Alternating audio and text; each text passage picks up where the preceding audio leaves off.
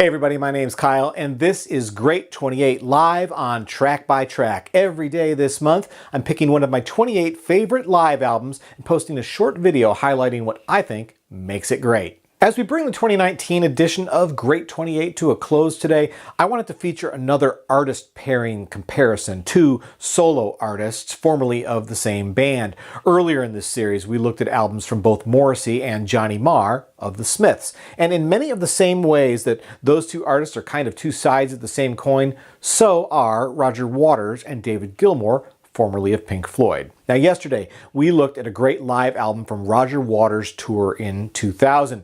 Today, we're looking ahead 6 years to find David Gilmour on his own solo tour. Now at this time, Gilmour was on the road doing shows for On an Island, his first new solo album in over 20 years, as well as his first solo tour in just as long. And although he'd previously released 3 live concert videos, including another from this same tour, Live in Gdansk is actually David Gilmour's first solo live album.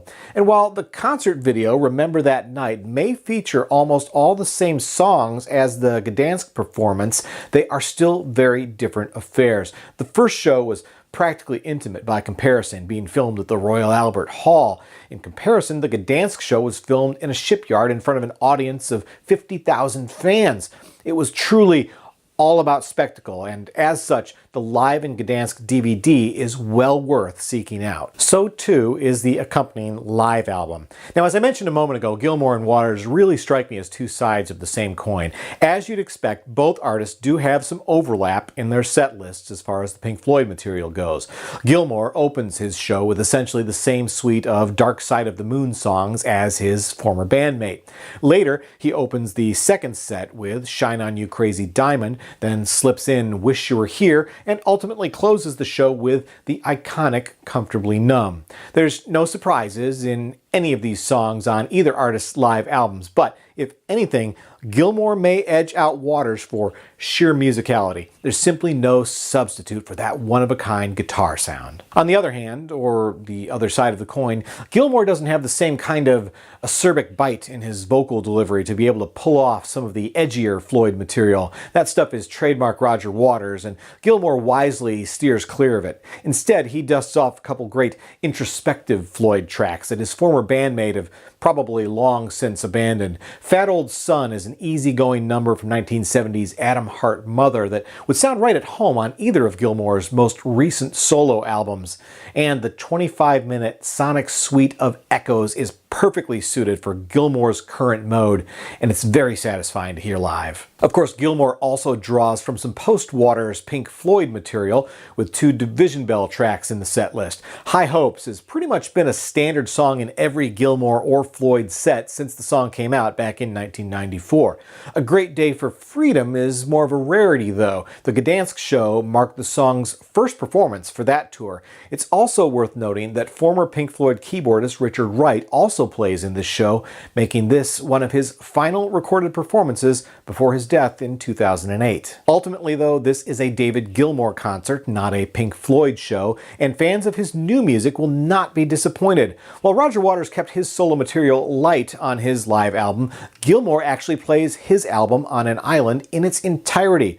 All 10 songs feature in the first half of the show, where Gilmour creates exactly the kind of lush soundscape we've come to expect from him. Even in such a vast open space as the Gdansk shipyard, he makes these songs sound as rich and vibrant as they do on the album. Of course, your mileage may vary. If you're only here for the Pink Floyd music, this is a really long stretch of time that you may find uninteresting. If that's you, I guess you can jump right to disc 2. But if you do like Gilmour's solo material, you may still find yourself a little disappointed. While every song from On an Island gets its time in the spotlight, there's nothing at all from either of his first 2 solo albums. I really would have enjoyed hearing a few of the songs from About Face, and I think they would have worked well here. But to be fair, Roger Waters has all but ignored most of the songs from his Radio Chaos album on his subsequent tours and live releases, so you can't have everything, I guess. Which brings me to one last point. Other than their one-time reunion at the Live 8 concert in 2005, Pink Floyd has essentially been traveling down two separate paths for over 30 years. Since Roger Waters left the group following the release of the final cut, Floyd fans have, in a way, become like children of divorce. Gilmour and Waters have both gone on to create new music, and both have also repackaged their own nostalgia for concert tours of mass spectacle. I don't think there's ever been any hope that these two legendary musicians could ever reunite for a new album, let alone a full concert. I think that while there may be some debate over when it ended, The Wall, the final cut, Momentary Lapse of Reason, Division Bell, or even The Endless River, I think it's fair to say that the legacy of Pink Floyd exists firmly in the past.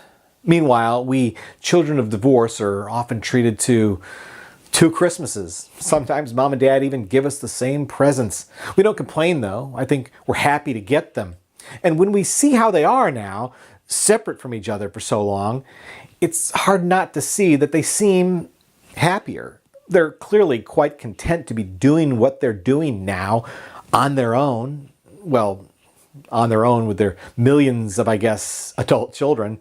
No joke, my dad is just 1 week older than Roger Waters. In any case, as much as so many fans have wished that these two could have patched things up and made it work, I'm pretty content with how it all turned out. Nothing David Gilmour or Roger Waters have done separately from each other has come close to matching the level of excellence of what they created together. And I'm okay with that. I'd rather see them blazing their own solo careers as they have than trying to force something to work when it's truly over. Roger Waters' live album was a testament to that, and so is this one. Both are thrilling reminders of the happiest days of our lives and the satisfaction that comes from uncompromisingly following your own vision. Live in Gdansk.